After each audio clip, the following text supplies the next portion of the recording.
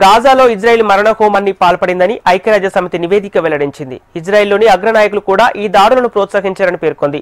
మొత్తం 72 పేజీల నివేదికను విడుదల చేసింది. ఇజ్రాయెల్ 2023 అక్టోబర్ నుంచి 4 జాతి విధ్వంసక దాడులకు పాల్పడిందని ఐక్యరాజ్యసమితి మానవ హక్కుల మండలి ఏర్పాటు చేసిన కమిషన్ నివేదిక వివరించింది.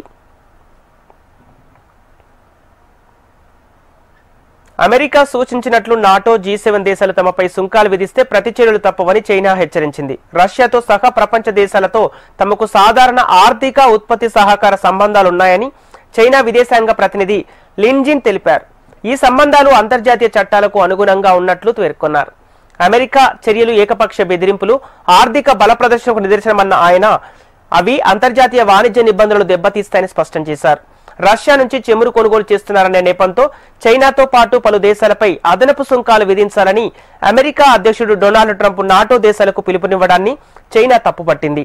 కేవలం ఏకపక్షంగా తమను వేధించేందుకు, ఆర్థిక బల ప్రదర్శన చేసేందుకు అమెరికా ఇలాంటి చర్యలు చేపడుతుందని చైనా మండిపడింది.